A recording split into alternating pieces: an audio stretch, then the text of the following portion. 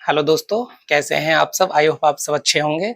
PYQ के geography के हम प्रश्न कर रहे थे और उसी क्रम में आज हमारा तीसरा लेक्चर है। 2 लेक्चर मैं पहले करवा चुका हूं और मुझे ऐसी उम्मीद है कि उन 2 लेक्चर से आपके काफ़ी सवाल हो रहे होंगे।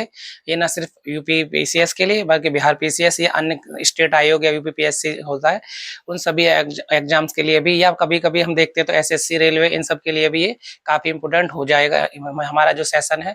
क्योंकि मैंने इसमें प्रश्न वन लाइनर रखे हैं पर मैं एक्सप्लेनेशन अच्छी दे रहा हूँ, ठीक है, ताकि इसी एक प्रश्न से बाकी के 4-5 प्रश्न और बन जाएं। इसी क्रम में आज हमारा कौन सा लेक्चर है? तीसरा। और तीसरे सवाल लेक्चर का हम पहला प्रश्न अब देखते हैं और चलते हैं अपने आज के पहले सेशन के पहले प्रश्न की तरफ।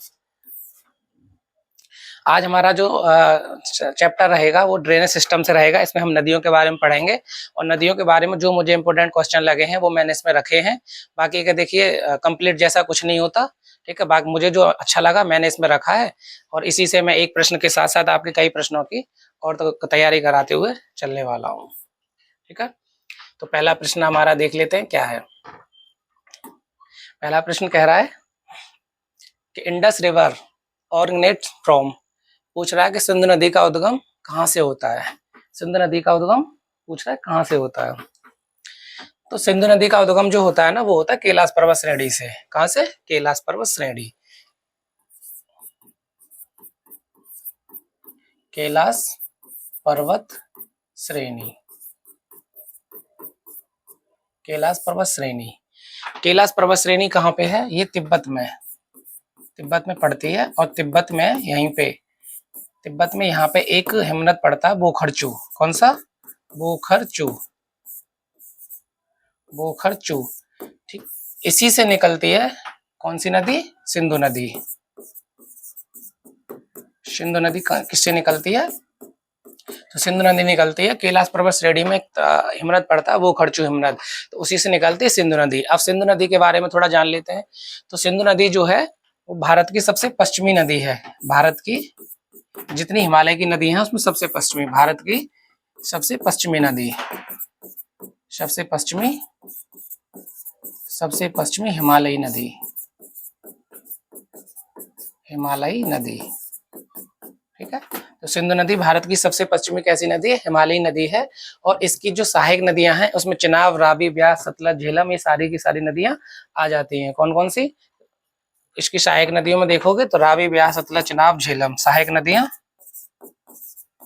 सहायक नदियां, सहायक नदियों में देखोगे आप तो कौन कौन से आ जाएंगे? रावी, ब्यास, सतलज, रावी, ब्यास, सतलज, झेलम और चिनाब, ठीक है। ये 5 इसकी सहायक नदियां हैं। किसकी? सिंधु नदी की। सिंधु नदी की 5 सहायक नदियां, और इन्हीं 5 नदियों को कौन से नाम से जाना जाता है? तो इन्हीं 5 नदियों को जाना जाता है पंचनद नाम से, ठीक है। इन 5 नदियों को किस नाम से जाना जाता है? तो पंचनद नाम से।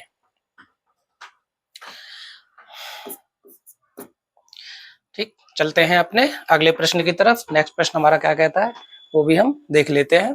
तो ये मुझे लगता है आई होप ये प्रश्न आपको अच्छे समझ में आ गया होगा। पूछ रहा है कि इंडस रिवर जो है उसका उद्गम कहाँ से होता है। तो इंडस नदी का जो उद्गम होता है वो तिब्बत में एक मानसरोवर जो पड़ता है ना, कैलाश पर्वत श्रेणी।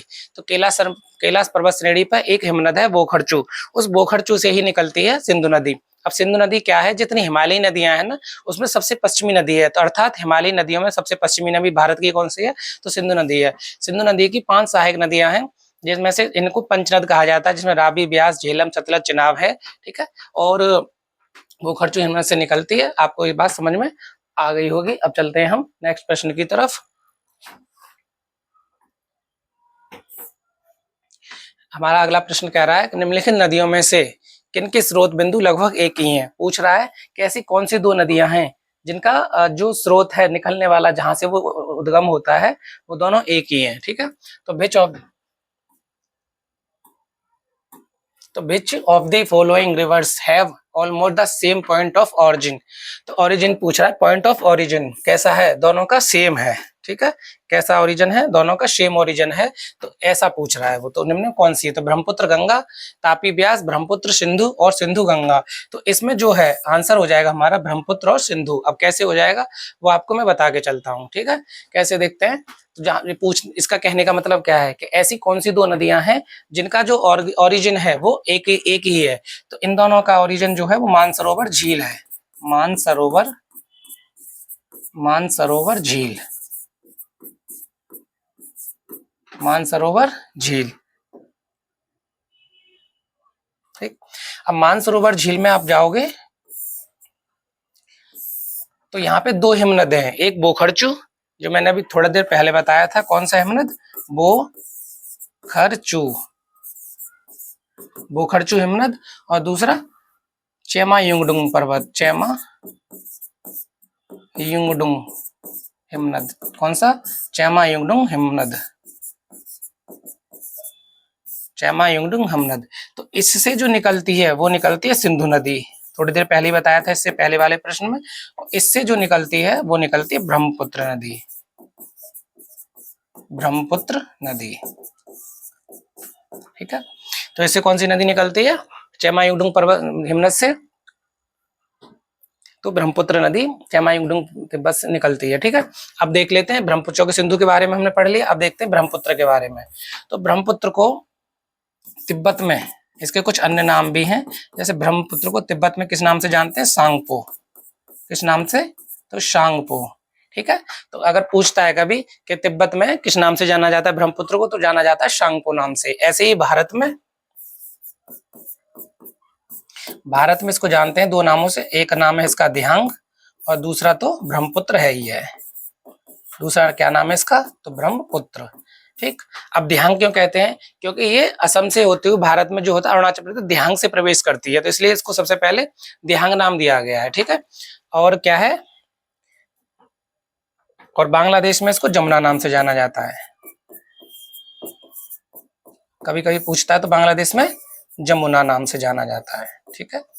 तो अभी ऐसी सिंधु नदी ब्रह्मपुत्र के बारे में देखो कहाँ से इसका ओरिजिन कहाँ है, तो मानसरोवर झील में चेमा युंगडुंग हिमनद से इसका वो होता है, क्या होता है, ओरिजिन होता है, मतलब इसका जो ये जो वहां से निकलती है वो ब्रह्मपुत्र नदी कहाँ से निकलती है, तो चेमा युंगडुंग पर्वत से निकलती है। और इसे तिब्बत में सांगपो नाम से, भारत में दिहांग और ब्रह्मपुत्र नाम से, बांग्लादेश में जमुना नाम से जाना जाता है। कुछ एक और पॉइंट इसके बारे में जान लेते हैं कि असम में एक द्वीप बनाती है, एक द्वीप के कौन सा द्वीप, माजुली द्वीप, असम में एक द्वीप बनाती है माजुली द्वीप, माजुली द्वीप, ठीक। इस माजुली द्वीप की क्या खासियत है कि ये दुनिया का सबसे बड़ा नदी द्वीप है, अर्थात नदी द्वारा बनाया गया दुनिया का सबसे बड़ा द्वीप कौन सा है, तो माजुली द्वीप है। और कहाँ पड़ता है, तो ये असम में पड़ता है, कहाँ पे, असम में, असम में। और असम सरकार ने इसे हाल ही में क्या घोषित किया है, तो अपने राज्य का एक जिला घोषित किया है माजुली द्वीप को। और माजुली द्वीप ब्रह्मपुत्र द्वारा बनाया गया दुनिया का सबसे बड़ा नदी द्वीप है। तो पूछता है कभी कभी कि माजुली द्वीप किस नदी द्वारा बनाया गया है, तो ब्रह्मपुत्र द्वारा। कहाँ पे स्थित है, तो असम में है। और दुनिया का सबसे बड़ा नदी द्वीप कौन सा है, तो वो माजुली द्वीप है। ब्रह्मपुत्र नदी को तिब्बत में सांगपो, भारत में दिहांग और ब्रह्मपुत्र नाम से जाना जाता है, बांग्लादेश में जमुना नाम से जाना जाता है, ठीक है। इसी क्रम में हम अगले प्रश्न की तरफ चलते हैं अपना। तो नेक्स्ट प्रश्न हमारा कौन सा है वो देख लेते हैं।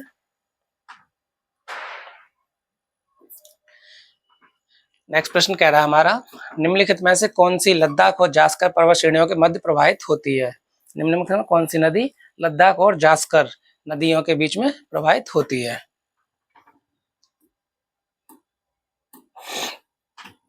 ठीक। तो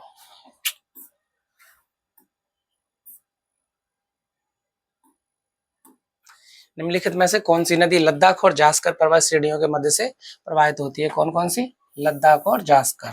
लद्दाख और जास्कर से जो प्रवाहित होती है वो होती है सिंधु। अब मैंने आपको पढ़ाया था ट्रांस हिमालय, कौन सा हिमालय, ट्रांस हिमालय,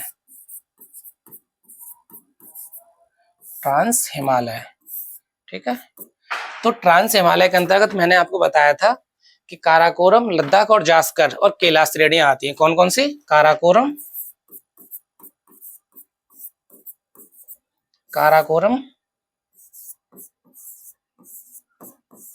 लद्दाख जास्कर, ठीक है। तो काराकोरम, लद्दाख, जास्कर। अब देखो लद्दाख और जास्कर पर्वत श्रेणियों के बीच में कौन सी नदी प्रवाहित होती है, तो वो देखते हैं। ठीक, तो काराकोरम, लद्दाख, जास्कर, लद्दाख और जास्कर से ये नदी कौन सी निकलती है, ये जो नदी है ये कौन सा यहाँ पे कहाँ मध्य प्रवाहित होती है, तो वो होती है सिंधु नदी। कौन सी नदी, सिंधु नदी, ठीक है। सिंधु नदी कहाँ से निकलती है, तो बोखरचू, मानसरोवर झील के बोखरचू हिमनद से निकलती है, ठीक है। तो सिंधु नदी किंदो श्रेणियों के बीच में प्रवाहित होती है। तो पूछता है लद्दाख और जास्कर, अब पूछ लेता है यहीं पे एक लाइन देते, लद्दाख और जास्कर किस श्रेणी के हिस्से हैं, तो हिमालय के अंतर्गत ट्रांस हिमालय का हिस्सा है। काराकोरम, लद्दाख, जास्कर, इन दोनों के बीच में कौन सी प्रवाहित होती है, तो वो सिंधु नदी प्रवाहित होती है, ठीक है। तो सिंधु नदी किंदो पर्वत श्रेणियों के बीच में प्रवाहित होती है, तो लद्दाख, जास्कर।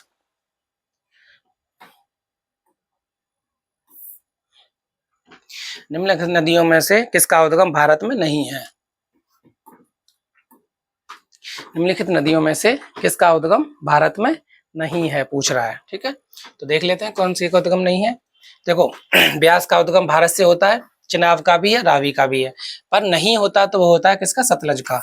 अब सतलज का कहाँ से होता है, जब भारत से नहीं होता, तो सतलज का होता है राकसताल झील, राकसताल झील, राकसताल झील, ठीक है, राकसताल झील से। और ये भारत में कहाँ से प्रवेश करती है, तो ये हिमाचल प्रदेश,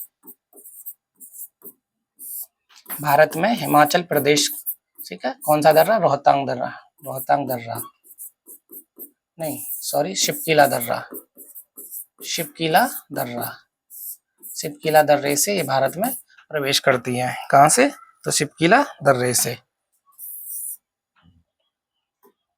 ठीक है। तो राकसताल झील से निकलती है, राकसताल झील कहाँ पड़ती है, तिब्बत में, ठीक है, तिब्बत में।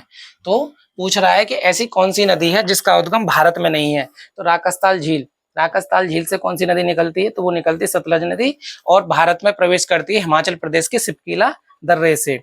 तो इस प्रकार हम देख लेते हैं, तो इनका उद्गम नहीं है, तो वो है सतलज नदी। तो पूछ रहा है कौन सी नदी का उद्गम नहीं है, तो सतलज नदी का उद्गम नहीं है। और सतलज नदी पूछ लेता है कभी कभी कि भारत में कहाँ से प्रवेश करती है, तो हिमाचल प्रदेश में एक दर्रा पड़ता है शिपकीला दर्रा, उस दर्रे से होकर भारत में ये प्रवेश करती है। और निकलती कहाँ से है, तो राकसताल झील से। राकसताल झील कहाँ पड़ती है, राकसताल झील पड़ती है तिब्बत में, ठीक है।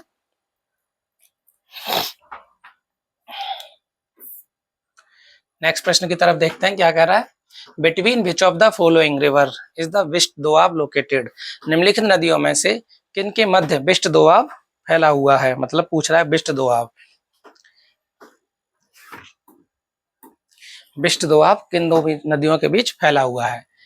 तो देखो जैसे नाम से पता चल रहा है, बिस्ट, बिस्ट, बिस्ट, बीरा, ठीक है, बिस्ट बीरा,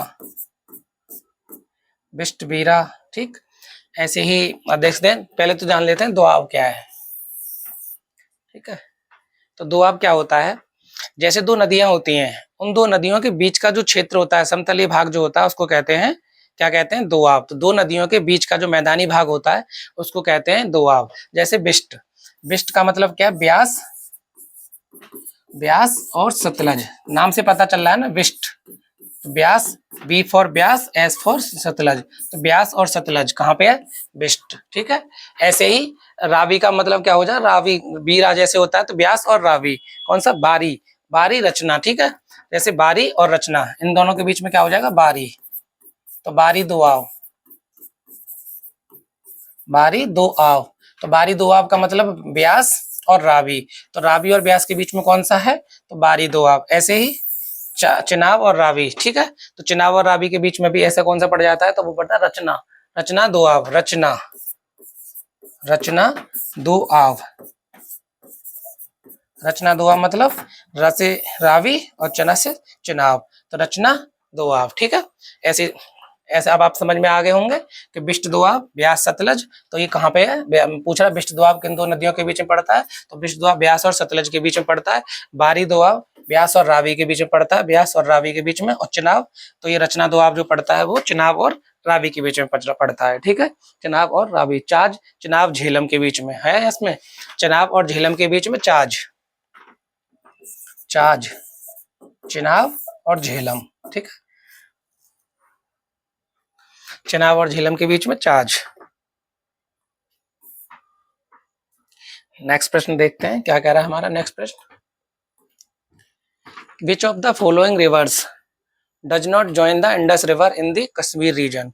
निम्नलिखित में से कौन सी नदी कश्मीर के प्रदेश में सिंधु से नहीं मिलती है। पूछ रहा है कि ऐसी कौन सी नदी है जो सिंधु से नहीं मिलती है, कहाँ पे, कश्मीर में। ठीक है, प्रश्न संख्या 6। तो जो झेलम नदी है ना, झेलम नदी वो क्या होती है कि सिंधु नदी से नहीं मिल पाती। ठीक, क्योंकि ये बेरीनाग शेषनाग झरने से पीर पंजाल से निकलती है और भारत पाक सीमा के समानांतर बहती है। तो कौन सी नदी, झेलम नदी।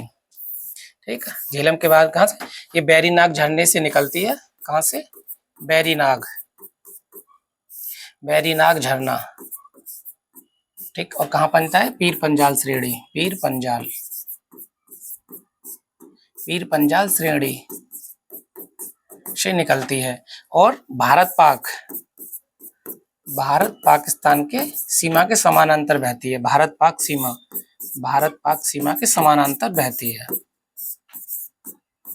समानांतर, समानांतर क्या करती है, बहती है। ठीक है, भारत पाक सीमा के समानांतर बहती है। और झेलम नदी की जो सहायक नदी है उसको बोलते हैं किशन गंगा।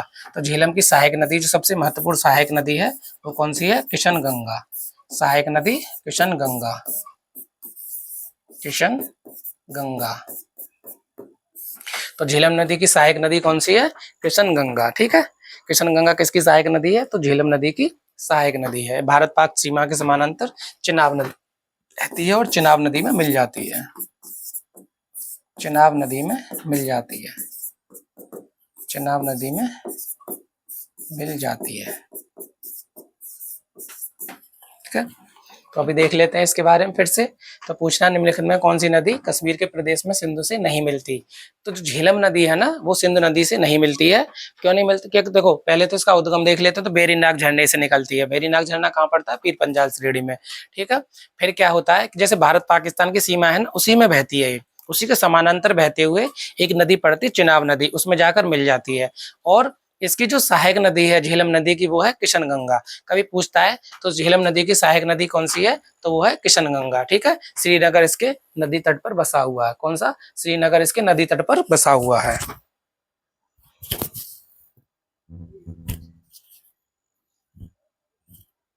श्रीनगर क्या है, इसके नदी तट पर बसा हुआ है। अब नेक्स्ट प्रश्न की तरफ देख लेते हैं। नेक्स्ट प्रश्न हमारा क्या कह रहा है कि निम्नलिखित में से कौन सी एक नदी के किनारे अवस्थित नहीं है। निम्नलिखित में से कौन एक मंदाकिनी नदी किसके किनारे, तो मंदाकिनी नदी के किनारे अवस्थित नहीं है। तो मंदाकिनी नदी के किनारे देखो गौरीकुंड जो है वो मंदाकिनी के किनारे अवस्थित है, रामबाड़ा ये भी अवस्थित है और गुप्तकाशी ये भी अवस्थित है। नहीं है तो वो है गोविंद घाट। अब गोविंद घाट कहाँ अवस्थित है वो देखते हैं। तो गोविंद घाट जो है वो अलकनंदा और लक्ष्मण नदी, किनके, अलकनंदा, अलकनंदा और लक्ष्मण नदी, लक्ष्मण नदी, ठीक है, इन दोनों के बीच अवस्थित है। ठीक, कौन कौन सा, तो अलकनंदा और लक्ष्मण नदी के बीच कौन सा अवस्थित है, तो कौन सा घाट, तो वो है गोविंद घाट। संगम पर अवस्थित है, अलकनंदा और लक्ष्मण नदी के संगम पर। ठीक है, तो लक्ष्मण नदी और अलकनंदा के संगम पर, लक्ष्मण नदी और अलकनंदा के संगम पर। ठीक है, तो ऐसे ही क्या नाम है, पूछ रहा है कि मंदाकिनी नदी के किनारे, तो जैसे जो गुप्तकाशी हो गया, गौरीकुंड हो गया और रामबाड़ा, ये सब मंदाकिनी नदी के किनारे अवस्थित हैं। परंतु गोविंद घाट जो है वो अलकनंदा और लक्ष्मण नदी के संगम पर अवस्थित है। ठीक है, तो पूछे कभी अलकनंदा और लक्ष्मण नदी के संगम पर कौन सा अवस्थित है, तो वो है गोविंद घाट। ठीक, बाकी के तीनों गुप्तकाशी, रामबाड़ा और गौरीकुंड मंदाकिनी नदी के किनारे अवस्थित है। कह रहा है अयोध्या निम्नलिखित में से किस नदी के तट पर बसा हुआ है, अयोध्या। ठीक है, तो on the bank of which of the following river is Ayodhya located. Ayodhya किस नदी के तट पर बसा हुआ है, तो अयोध्या जो बसा हुआ है वो घाघरा नदी, इसी को क्या कहते हैं, सरयू नदी, सरयू नदी। और इसके दाहिने तट पर बसा हुआ है क्या, अयोध्या। कौन से तट पे, दाहिने तट पर। ठीक है, इसको घाघरा नदी को हम कभी कभी काली नदी या शारदा नदी भी कह देते हैं। कौन सी नदी, काली नदी, काली नदी या क्या, शारदा नदी, काली नदी या शारदा नदी भी इसको बोल देते हैं। किसको? घाघरा नदी को। तो घाघरा नदी के कितने नाम हो गए? तो घाघरा को सरयू नदी भी कहते हैं। इस अयोध्या जो है वो सरयू नदी के दाहिने तट पर बसा हुआ है। तो पूछ लेता है कभी कभी दाएं या बाएं, तो दाहिने तट पर बसा हुआ है और ये गंगा की सहायक नदी है और इसको कभी कभी हम काली नदी व शारदा नदी के नाम से भी जाना जाता है। ठीक है, तो चलते हैं अपने अगले प्रश्न की तरफ। तो इसमें सही जवाब कौन सा हो जाएगा? घाघरा नदी। नेक्स्ट प्रश्न देख लेते हैं क्या कह रहा है। मोरीबन delta is a sub division of which of the following deltas. पूछ रहा है कि मोरीबन डेल्टा जो है वो किस डेल्टा का उपविभाग है। तो ये कौन सी डेल्टा का उपभाग हो जाएगा मोरीबन? तो ये हो जाएगा बंगाल डेल्टा का उपभाग। तो बंगाल डेल्टा का है, बंगाल डेल्टा में सुंदरबन का डेल्टा जो होता है सुंदरबन डेल्टा, सुंदरबन डेल्टा का उपभाग कौन सा है? तो मोरीबन डेल्टा। सुंदरबन डेल्टा कहाँ पड़ता है? तो पश्चिम बंगाल और बांग्लादेश की सीमा पर पड़ता है सुंदरबन डेल्टा। ठीक है, जो गंगा ब्रह्मपुत्र द्वारा बनाया गया है एक मतलब दुनिया का मतलब सबसे बड़ा सुंदरबन, वहाँ सुंदरी नाम से वृक्ष पाए जाते हैं, उसको सुंदरबन डेल्टा कहते हैं। ठीक है, उसी का एक उपभाग कौन सा है? सब डिवीजन कौन सी है? तो है बंगाल डेल्टा। ठीक है, बंगाल डेल्टा की सब डिवीजन कौन सा है? तो मोरीबन डेल्टा। मोरीबन डेल्टा। ठीक, उपभाग कौन सी का? बंगाल डेल्टा का। 9th का सी। 10th का पूछ रहा है कौन सा? 10th का पूछ रहा है 10th में। Which of the following river has a flow of fresh water in its upper course but saline water in his lower part. पूछ रहा है कि निम्नलिखित में से किस नदी के ऊपरी भाग में मीठा जल किंतु निचले भाग में खारे जल का प्रवाह होता है। तो पूछा ऐसी कौन सी नदी है जिसके ऊपरी हिस्से में तो मीठा जल पाया जाता है परंतु निचले भाग में पाया जाता है क्या? खारा जल। तो देख लेते हैं क्या हो सकता है इसका जवाब। ठीक है, तो ऊपरी भाग में और निचले भाग में इसका आंसर हो जाएगा लूनी नदी। ठीक, लूनी नदी। लूनी नदी अरावली पर्वत, अरावली पर्वत, ठीक है, से लगभग निकलती है और अजमेर इसके तट पर बसा हुआ है। अजमेर, अजमेर इसके तट पर बसा हुआ है, इसके तट पर। ठीक है, अजमेर इसके तट पर बसा हुआ है और एक ऐसी नदी है जो जिसके ऊपरी भाग में क्या होता है? मीठे जल और निचले भाग में क्या मिलता है? खारा जल। इसके ऊपरी भाग में कैसा जल? मीठा जल और निचले भाग में क्या मिलता है? खारा जल। ठीक है, अरावली पर्वत श्रेणी, कभी कभी इसमें ऐसे भी अरावली पर्वत श्रेणी के नाग पर्वत से,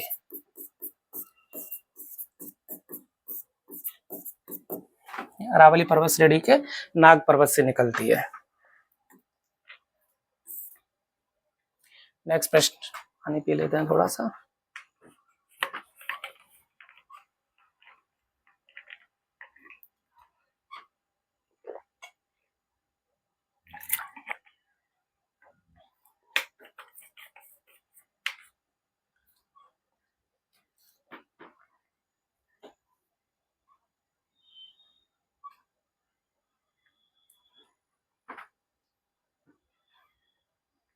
कह रहा है river of the South India,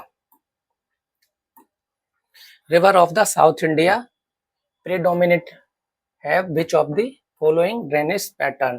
दक्षिण भारत की नदियां प्रमुख रूप से निम्न में से कौन सा अपवाह तंत्र रखती हैं?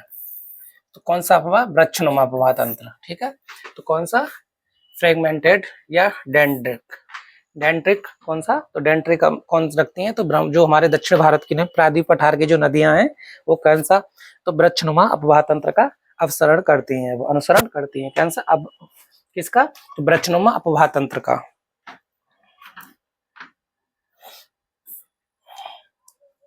नेक्स्ट प्रश्न कह रहा है which of the following is a trans Himalaya river. निम्नलिखित में से कौन सी एक नदी पार हिमालय या ट्रांस हिमालय नदी है? ठीक है, तो ट्रांस हिमालय,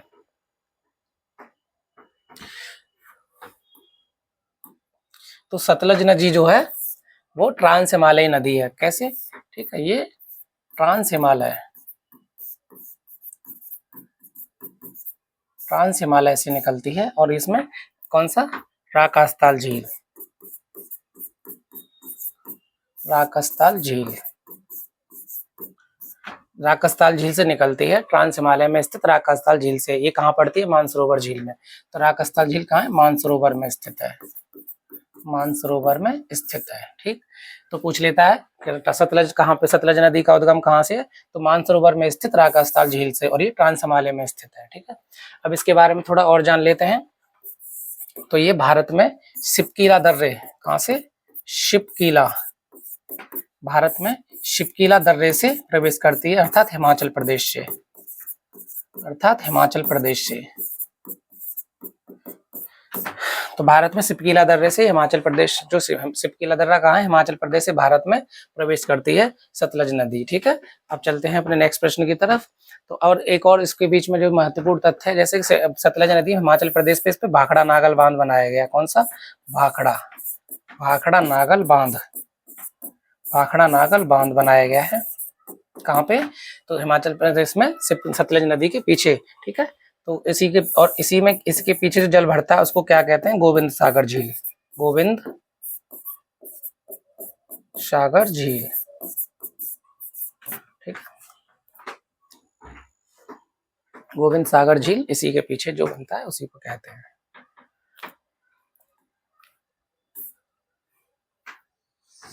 निम्नलिखित में से भारत की कौन सी नदी कर्क रेखा को 2 बार पार करती है। ठीक है, कौन सी भारत की कर्क रेखा 2 बार पार करती है, तो ये हो जाती है इसका सीधा जवाब माही नदी। ठीक है, जो हमारी कर्क रेखा होती है, ये विषुवत रेखा, ये कर्क रेखा।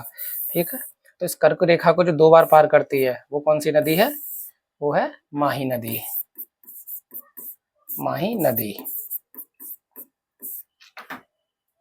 मैंने आपको कल बताया था कर्क रेखा भारत के 8 राज्यों से होकर गुजरती है। वो राज्य कौन कौन से हैं आपको पता होगी, क्योंकि मैंने कल आपको बहुत अच्छे से बताया था। ठीक है, तो कर्क रेखा भारत के कितने राज्यों से होकर गुजरती है, तो कर्क रेखा भारत के 8 राज्यों से होकर गुजरती है। नेक्स्ट प्रश्न कह रहा है, which of the following river is a notorious for the changing its course. निम्नलिखित नदियों में कौन अपने मार्ग में परिवर्तन के लिए कुख्यात है, तो ना मार्ग में परिवर्तन के लिए कौन सी नदी में कुख्यात है वो पूछ रहा है। तो वो नदी है कोसी नदी। कोसी नदी बिहार में लगातार बाढ़ लाती है, इसलिए इसको क्या कहते हैं, बिहार का शोक कहते हैं, बिहार का शोक। ठीक है, बिहार का शोक। तो बिहार का शोक किस नदी को कहा जाता है, तो बिहार का शोक कहा जाता है कोसी नदी को। ठीक है, अब चलते हैं अपने नेक्स्ट प्रश्न की तरफ। नेक्स्ट प्रश्न क्या कहता है वो देख लेते हैं।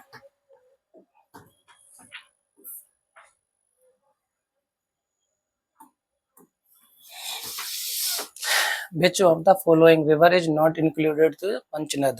पूछा कि निम्नलिखित में से कौन सी एक ही नदी है जो पंचनद में शामिल नहीं है। तो पंचनद देख लेते हैं पहले, पंचनद में कौन कौन सी नदी शामिल है। तो पंचनद, पंचनद, पंचनद पंजाब में, पंचनद पंजाब में, पंजाब में बहने वाली, पंजाब में बहने वाली 5 नदियों को, पंजाब में बहने वाली 5 नदियों को नाम दिया गया है, नाम दिया गया है। क्या नाम दिया गया पंजाब में 5 नदियों में बहने वाली, तो पंचनद। इसमें कौन कौन सी है, रावी, ब्यास, झेलम, रावी, ब्यास, झेलम, चिनाब और सतलज। ठीक है, ये 5 नदी ऐसी हैं जो पंजाब में बहती हैं और 5 नदियों को पंचनद नाम दिया गया है। अब इन नदियों में से जो नहीं होगी वही क्या हो जाएगा, इसका सही आंसर हो जाएगा, पंचनद में सम्मिलित नहीं है। अब देख लो, झेलम है, सतलज है, ब्यास है, अगर नहीं है तो 15 का बी कौन सा हो जाएगा, तो वो हो जाएगा सिंधु नदी। तो सिंधु नदी किसमें शामिल नहीं है, तो सिंधु नदी पंचनद में शामिल नहीं है, पंजाब में बहने वाली। तो पंचनद का संबंध किससे है, तो पंजाब से है।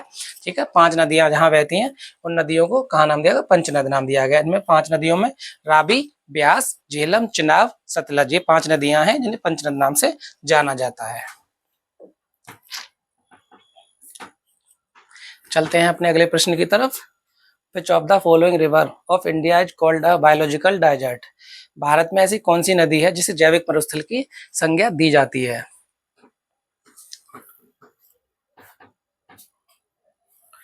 तो जैविक मरुस्थल की संज्ञा जिस नदी को दी जाती है वो दामोदर नदी को दी जाती है, क्योंकि भारत की सबसे प्रदूषित नदी है। अब जैविक मरुस्थल क्यों कहा जाता है कि हम लोगों द्वारा क्या होता है कि पत्थर, कंकड़, प्लास्टिक, ठीक है, इलेक्ट्रिक गैजेट, मोबाइल और मतलब हर तरह का सामान क्या किया जाता है, नदियों में फेंक दिया जाता है। वो क्या करते हैं, जो सामान उनमें बहुत सारे सामान ऐसे होते हैं मानव द्वारा फेंके गए जो नहीं कंपोजिट नहीं होते, गलते नहीं है, वो जाके क्या करते हैं, नदियों में जाके, सागरों में जाके प्रदूषण फैलाते हैं। तो उसी का शिकार जो हो गई है वो है दामोदर नदी। तो दामोदर नदी को इसलिए जैविक मरुस्थल कहा जाता है क्योंकि अब वो नदी न रह के एक तरह से मरुस्थल जैसा बन गई है, ठीक है, और भारत की सबसे प्रदूषित नदी है। तो जैविक मरुस्थल की संख्या किस नदी को दी जाती है, तो दी जाती है दामोदर नदी को। क्यों दी जाती है वो मैंने आपको बता दिया है, क्यों, क्योंकि मानव द्वारा प्राकृतिक रूप से या फिर हम भी ये कहते हैं मानव निर्मित रूप से भी उसको क्या कर दिया, प्रदूषित कर दिया गया है, ठीक है।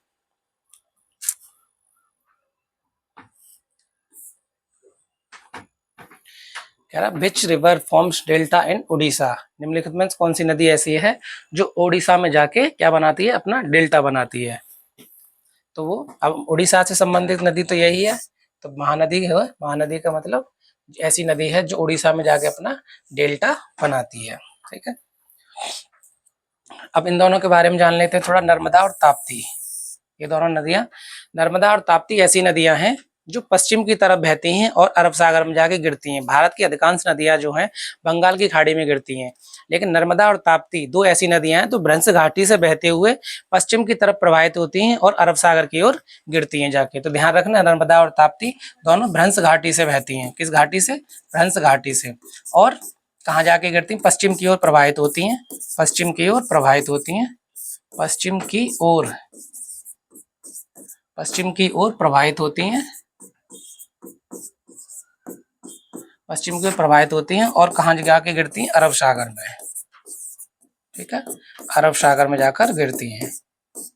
कभी कभी पूछ लेता है, तो ऐसी कौन सी दो नदियां जो भ्रंश घाटी से होकर बहती, तो नर्मदा और ताप्ती, और अरब सागर में जाकर गिरती हैं, पश्चिम की ओर बहने वाली ये दोनों नदियां हैं। बाकी सारी नदियां, भारत की लगभग 80% 90% नदियां बंगाल की खाड़ी में जाकर गिरती हैं और पूरब की तरफ प्रवाहित होती हैं, ठीक है।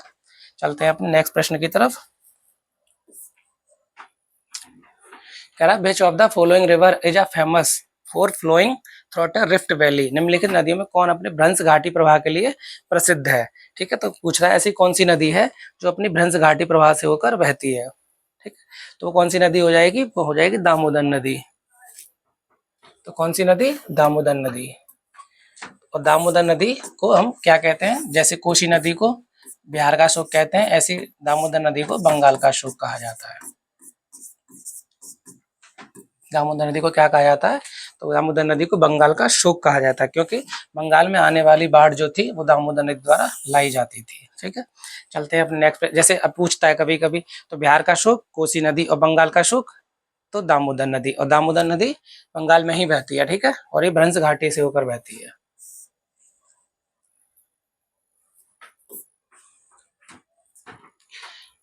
The source of the Kaveri नदी इज, कावेरी नदी का उद्गम पूछ रहा है, तो कावेरी नदी का उद्गम कौन सा है,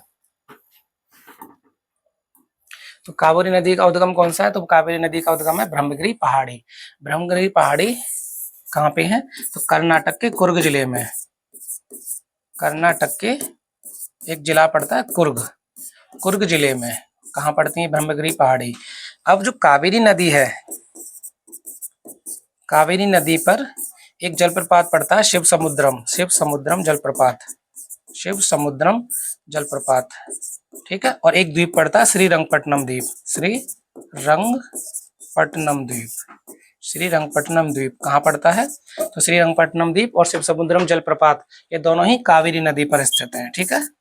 शिव समुद्रम द्वीप, शिव समुद्रम जलप्रपात और कावेरी श्रीरंगपट्टनम। कभी कभी मैचिंग पूछ लेता है कि शिव समुद्रम जलप्रपात किस नदी पर स्थित है, तो कावेरी नदी पर स्थित है। ऐसे पूछ लेता है कि श्रीरंगपट्टनम द्वीप कहाँ पर है, किस नदी पर है, तो वो है कावेरी नदी पर, ठीक है। कावेरी नदी कहाँ पे है, जो कर्नाटक के कुर्ग जिले में ब्रह्मगिरी पहाड़ी से होकर निकलती है।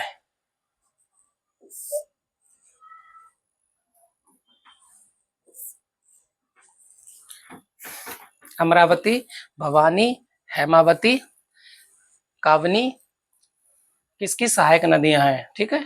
पूछ रहा है अमरावती, भवानी, हेमावती, कावनी किस नदी की सहायक नदियां हैं, तो बताते हैं किस किस नदी की सहायक नदियां हैं, तो वो है कावेरी नदी की। अमरावती, भवानी, हेमावती और किसकी नदियां हैं? तो ये है, तो वो है कावेरी नदी की सहायक नदियां। तो कावेरी नदी की सहायक नदी अमरावती, भवानी, हेमावती। ऐसे ही लोक पावनी भी है, लोक पावनी, ठीक है, लोक पावनी, सुवर्णमती। ये सारी कौन सी है? तो ये कावेरी नदी की सहायक नदियां हैं, ठीक है। एक लोक पावनी भी आती है, एक इसमें सुवर्णमती भी आती है, सुवर्णमती, ठीक है। चलते हैं अपने नेक्स्ट प्रश्न की तरफ। अगला प्रश्न कह रहा है Damodar is a tributary of which river. कह रहा है दामोदर जिसकी सहायक नदी है वो है। तो दामोदर किसकी सहायक नदी है? दामोदर हुगली नदी की सहायक नदी है, ठीक है। और कलकत्ता बंदरगाह, कलकत्ता बंदरगाह, कलकत्ता बंदरगाह किस नदी के किनारे स्थित है? तो हुगली नदी के। पूछ रहा है कि हुगली नदी की सहायक नदी कौन सी है? तो हुगली नदी की सहायक नदी दामोदर नदी। दामोदर नदी हुगली नदी की सहायक नदी है और हुगली नदी पर ही कलकत्ता बंदरगाह स्थित है, ठीक है। पूछता है कभी कभी कलकत्ता बंदरगाह कहाँ स्थित है? तो हुगली नदी पर ही कोलकाता बंदरगाह स्थित है। दूसरा प्रश्न है Tungabhadra and Bhima rivers are tributes of. Tungabhadra और भीमा किसकी सहायक नदियां हैं? तुंगभद्रा और भीमा किसकी सहायक नदियां हैं? तो ये पूछ रहा है। तो ये है कृष्णा नदी की सहायक नदी। तुंगभद्रा और भीमा कृष्ण की। ऐसी इसकी अन्य सहायक नदियों में कोयना, ठीक है, मालप्रभा, मालप्रभा, ऐसी घाट प्रभा, ठीक है। तो मालप्रभा, घाट प्रभा, कोयना, तुंगभद्रा, भीमा ये किसकी सहायक नदियां हैं? तो ये कृष्णा नदी की सहायक नदियां हैं। कृष्णा नदी क्या है? तो प्रायद्वीपीय भारत की सबसे, प्रायद्वीपीय भारत की क्या है? कृष्णा नदी क्या है? प्रायद्वीपीय भारत की, प्रायद्वीपीय भारत की दूसरी, दूसरी बड़ी नदी है। कौन सी? कृष्णा नदी। प्रायद्वीपीय भारत की दूसरी बड़ी नदी। और पहली बड़ी नदी, प्रायद्वीपीय भारत की पहली बड़ी नदी कौन सी है? पहली बड़ी नदी है गोदावरी, ठीक है। कभी कभी प्रश्न आता है। और गोदावरी को वृद्धगंगा, वृद्धगंगा या दक्षिण गंगा के नाम से भी जाना जाता है। वृद्धगंगा या दक्षिण गंगा, ठीक है। तो गोदावरी को वृद्धगंगा या दक्षिण गंगा के नाम से भी जाना जाता है। तो प्रायद्वीपीय भारत की दूसरी सबसे बड़ी नदी कौन सी है? तो वह है कृष्णा नदी। और प्रायद्वीपीय भारत की सबसे बड़ी नदी है गोदावरी। कृष्णा नदी की सहायक नदियों में तुंगभद्रा भी है, भीमा भी है, कोयना, मालप्रभा, घाटप्रभा ये भी है, ठीक है। चलते हैं अपने अगले प्रश्न की तरफ। नेक्स्ट प्रश्न हमारा क्या कहता है वो देख लेते हैं। नेक्स्ट प्रश्न हमारा क्या कह रहा है? सूची 1 को सूची 2 से मिलान कीजिए, ठीक है। तो कह रहा है गोरखपुर किस नदी के किनारे स्थित है? फैजाबाद, कानपुर और आगरा ये हमारे कुछ नगर दे रखे हैं और उन्हीं में से पूछ रहा है कि कौन सा नगर किस नदी के किनारे स्थित है, ठीक है। तो मिला के देख लेते हैं, पता लग जाएगा। तो देखो फैजाबाद मतलब अयोध्या, फैजा मतलब अयोध्या। किस नदी के किनारे स्थित है अयोध्या? तो यह सरयू नदी के किनारे, ठीक। तो बी का कौन सा हो जाएगा? दूसरा। तो बी का दूसरा हो रहा है, ठीक। फिर कह रहा है गोरखपुर। तो गोरखपुर किस नदी के किनारे स्थित है? गोरखपुर राप्ती नदी के किनारे स्थित है, ठीक। कानपुर गंगा नदी के किनारे स्थित है और आगरा यमुना नदी के किनारे स्थित है। अब मिला के देख लेते हैं। तो गोरखपुर ए का क्या हो जाएगा? ए का हो जाएगा चौथा, ए का चौथा आंसर हमारा बी हो गया। तो 23 का कौन सा हो जाएगा? बी, ठीक है। अगले प्रश्न की तरफ चलते हैं। ए का बी हो गया, गोरखपुर का राप्ती, फैजाबाद अयोध्या का सरयू। तो बी का कौन सा हो जाएगा? दूसरा। बी का दूसरा भी है कानपुर गंगा, कानपुर सी का पहला है और डी का चौथा, डी का डी, डी का तीसरा। तो डी का तीसरा भी। इस तरह से हमारा आंसर कौन सा हो जाएगा? आंसर हो जाएगा बी। नेक्स्ट प्रश्न की तरफ चलते हैं। नेक्स्ट प्रश्न क्या कह रहा है? ठीक है, इसमें भी मिलान वाला है तो मिलान कर देते हैं, देख लेते हैं, जो भी होगा अभी पता लग जाएगा। तो श्रीनगर मैंने अभी थोड़ी देर पहले बताया था किस नदी के किनारे स्थित है? तो झेलम नदी के किनारे, झेलम नदी, ठीक है। ऐसे डिब्रूगढ़ ब्रह्मपुत्र नदी के किनारे स्थित है। डिब्रूगढ़ ब्रह्मपुत्र नदी के किनारे स्थित है। अब मान के चलो मुझे नहीं पता, ठीक है, तो मुझे नहीं पता तो हम यही देख लेते हैं कि ए का कौन सा है, श्रीनगर झेलम, तो ए का सी, ठीक, कौन सा पड़ेगा, ए का तीसरा, तो ए का तीसरा कहाँ पे जाएगा, ए का तीसरा ये रहा, ठीक, इसी से पता लग जाएगा। सी का, हाँ सी का चौथा, सी का कौन सा है, सी डिब्रूगढ़, डिब्रूगढ़ सी का चौथा,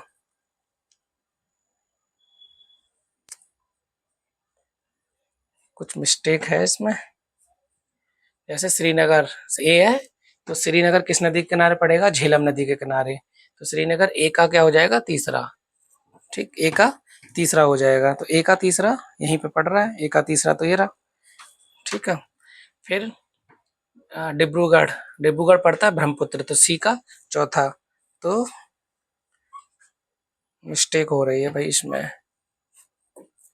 हिंदी वाला देखते हैं, हिंदी वाले में देख लेते हैं, हिंदी इंग्लिश वाला।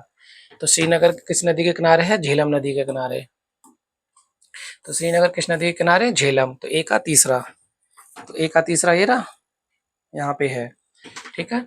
सी का चौथा, सी का चौथा, तो आंसर क्या हो जाएगा हमारा, बी, ठीक है, यहाँ पे सही है, वहाँ पे हिंदी वाले में गलत दे रखा है, ठीक है। जबलपुर, जबलपुर हमारा कहाँ पर पड़ जाएगा, नर्मदा नदी के किनारे, जबलपुर नर्मदा नदी बी का पहला, और ये क्या है, संबलपुर, संबलपुर हमारा महानदी के किनारे, ठीक है। तो इस तरह से हमें सवाल मिल गया है, इसमें यहाँ पे चीजें गलत दे रखी हैं, ए का चौथा श्रीनगर,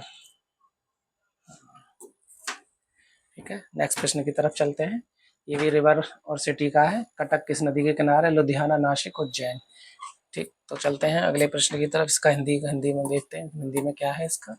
तो कटक पूछ रहा है, तो कटक किस नदी के किनारे है, तो कटक है उड़ीसा, ठीक है, उड़ीसा, उड़ीसा किस नदी के किनारे बसा है, तो हम महानदी, तो और लुधियाना, लुधियाना किस नदी के किनारे, सतलज नदी, नासिक, नासिक पड़ जाएगा हमारा गोदावरी, उज्जैन छिप्रा, करके देख लेते हैं क्या दिक्कत है।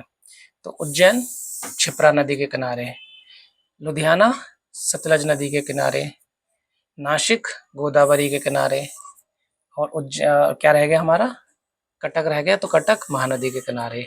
तो ए का तीसरा, ए का तीसरा, बी का चौथा, सी का पहला, और डी का उज्जैन, डी का दूसरा, तो आंसर हमारा कौन सा हो जाएगा, ए, ठीक है, आंसर हमारा कौन सा हो जाएगा, ए हो जाएगा, 27 का बी, 25 का ए।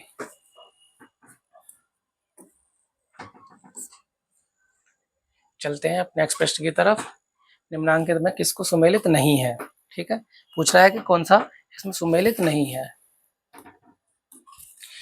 तो अहमदाबाद साबरमती के किनारे है, ये भी सही है, कोटा चंबल के किनारे, नासिक गोदावरी अभी बताया था, तो हैदराबाद जो है कृष्णा नदी के किनारे न होकर किसके किनारे स्थित है, तो वो है मूसी नदी के किनारे, मूसी नदी, ठीक है। तो हैदराबाद किस नदी के किनारे स्थित है, तो हैदराबाद मूसी नदी के किनारे स्थित है, तो कौन सुमेलित नहीं है, तो हमारा आंसर क्या हो जाएगा, आंसर हो जाएगा बी, ठीक है, आंसर बी।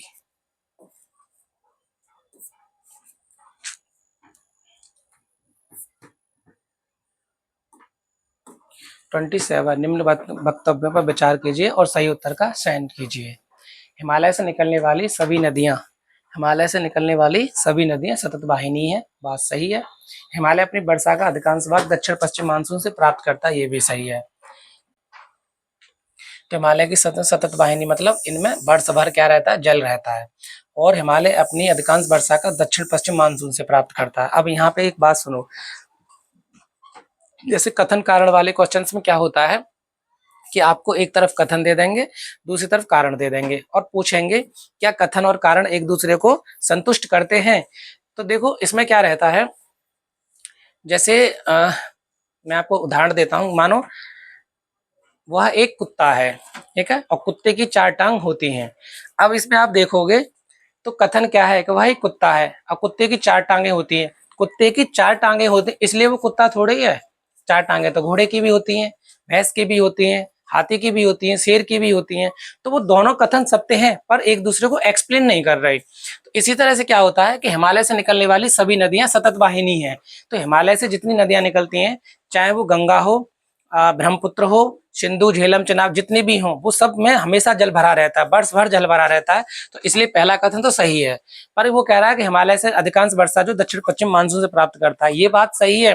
पर दक्षिण पश्चिम मानसून से हिमालय अधिकांश वर्षा प्राप्त करता है, इसलिए उसकी नदियां सतत वाहिनी है, ये गलत है। क्यों? वो सतत वाहिनी इसलिए है कि वो सारी की सारी नदियां हिमालय की किसी न किसी हिमनद से निकलती है। और हिमनद में क्या होता है कि हमेशा के लिए सतत लंबा हजारों वर्षों तक पानी जो होता है, बर्फ जो होती है वो ढकी रहती है, और उसी से क्या होता है, रिस रिस कर नदियां निकलती हैं। तो इसलिए ये कहना कि अधिकांश वर्षा दक्षिण पश्चिम मानसून से प्राप्त करता है, उसको संतुष्ट नहीं करता। यद्यपि दोनों कथन सही हैं, पर एक दूसरे की एक्सप्लेनेशन नहीं करते हैं। ठीक है, चलते हैं अपने अगले प्रश्न की तरफ। नेक्स्ट प्रश्न हमारा क्या कह रहा है, देखते हैं। निम्नलिखित कथनों पर विचार कीजिए। चंबल, बेतवा एंड केन यमुना सहायक नदियां हैं। बात सही है, पहला कथन सही है। गलत पूछ रहा पर यहाँ पे ध्यान रखना है ना, तो पहला कथन सही हो जाता है। उक्त तीनों नदियों में चंबल सबसे बड़ी नदी है, तो ये भी सही है, ये भी सही है। दक्षिण से गंगा नदी में दो सह नदियां टॉन्स और सोन आकर मिलती हैं, ये भी सही है। इन दोनों नदियों में टॉन्स बड़ी नदी है, ये गलत है, क्योंकि इन दोनों बड़ी नदियों में कौन सा है, सोन नदी बड़ी है। कौन सी नदी बड़ी है, तो सोन नदी। तो इसलिए कौन सा हो जाएगा, केवल 4। तो कौन सा कथन गलत है, तो केवल 4 कथन गलत है। क्यों गलत है, क्योंकि टॉन्स नदी बड़ी नहीं, यद्यपि बड़ी है पर वो सोन से बड़ी नहीं है। ठीक है, तो इन दोनों नदियों में टॉन्स और सोन में कौन सी नदी बड़ी है, तो सोन नदी बड़ी है। ठीक है, बाकी के तीनों जो हमारे विकल्प सही है। अब क्योंकि उसमें क्या पूछ रहा है, वो गलत पूछ रहा है, तो गलत हमने बता दिया है। नेक्स्ट प्रश्न देखते हैं क्या कह रहा है। मैच लिस्ट 1 लिस्ट 2, भाई मैचिंग वाला है। चलते हैं आगे की तरफ। पश्चिम की ओर बहने वाली नदियां, अभी मैंने बताया ही था आपको कि 2 नदियां ऐसी हैं जो पश्चिम की तरफ बहती है, उसमें से एक जरूर मिल जाएगी। तो पश्चिम की बहने वाली नदियों में कौन सी आ जाएगी, ताप्ती। ठीक है, हिमालय पार नदियां, ये भी मैंने बताया। ट्रांस पार हिमालय कौन सी है, सतलज। वृद्ध गंगा कौन सी कहलाती है, वृद्ध गंगा को कहते हैं गोदावरी। और बंगाल का सुख दामोदर। अब ऐसे करके देख लो कौन सा मिल रहा है, तो ए का तीसरा, ए का तीसरा, बी का चौथा, ए का तीसरा, बी का चौथा, सी का वृद्ध गंगा, सी का दूसरा, सी का दूसरा, डी का पहला। ठीक है, ऐसे करके ये मैचिंग हो गया है।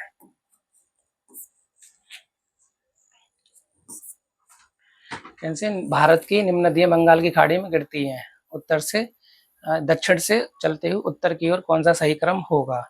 तो दक्षिण से चलते हुए उत्तर की ओर सही क्रम पूछ रहा है, क्वेश्चन नंबर 30। ठीक है, तो इसका सीधा सा जवाब मैं दे देता हूं आपको। इसका जवाब है डी, 2 3 1 4 5, 2 3 1 4 5, दक्षिण से उत्तर की ओर। क्यों? क्योंकि देखो कुछ जैसे प्रायद्वीपीय भारत में कुछ नदियां हैं जो दक्षिण से उत्तर की ओर चलती हैं। दक्षिण से उत्तर की ओर मतलब वो बंगाल की खाड़ी में जाके नीचे से चलेंगी और बंगाल की खाड़ी में गिर जाए। इनका क्रम क्या हो सकता है, जैसे ताम्रपर्णी, बैगई, कावेरी, पेन्नार, कृष्णा, गोदावरी, महानदी, ब्राह्मणी, बैतरणी और सुवर्ण रेखा।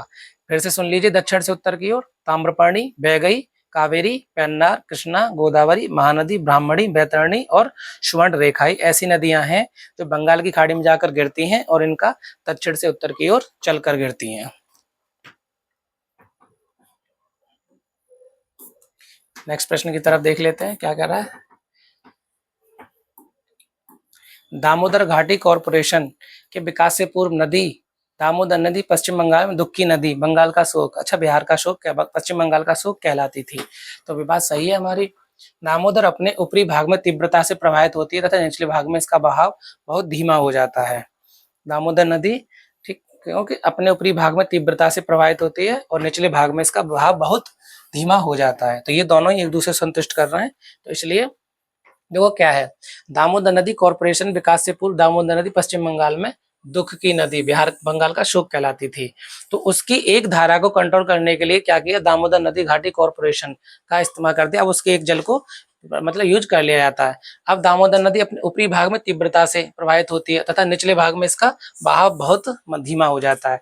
इस कारण क्या होता है कि ये बंगाल में मतलब बाढ़ लेके आती है, और बाढ़ लेके आने पर जो ये तबाही मचाती है, अस्त-व्यस्त मचाती है, तो वहाँ के जनजीवन को जो ये नुकसान करती है, प्रभावित करती है, इसीलिए इसको क्या कहा जाता है?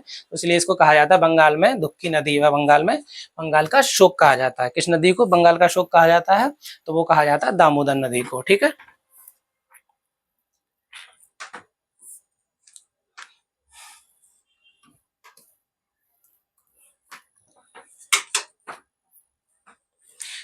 तो ठीक है, धन्यवाद दोस्तों। हमारा जो आज ड्रेनेज सिस्टम है उसमें मैं आपको मैंने लगभग हर एक जो एक मतलब ज़रूरी पॉइंट है वो आपको बता के चला हूँ, और जो देखो क्वेश्चन तो हमेशा कंप्लीट होते नहीं हैं, कुछ न कुछ हमेशा रह जाता है। पर मेरी निगाह में जो मुझे सही प्रश्न लग रहा है वो आपको कराते हुए चल रहा हूँ, और मुझे उम्मीद है कि यहाँ से आपको कुछ न कुछ प्रश्न देखने को ज़रूर मिलेंगे। मुझे ऐसी उम्मीद है, मैं आशा करता हूँ, और ऐसे ही आप मेरे साथ बने रहिए। हमारे जो चैनल को सब्सक्राइब करिए, लाइक करिए, शेयर करिए। आप हमें मोटिवेट करोगे तो हम आपके लिए ऐसे ही कंटिन्यू क्लास लेते रहेंगे। धन्यवाद।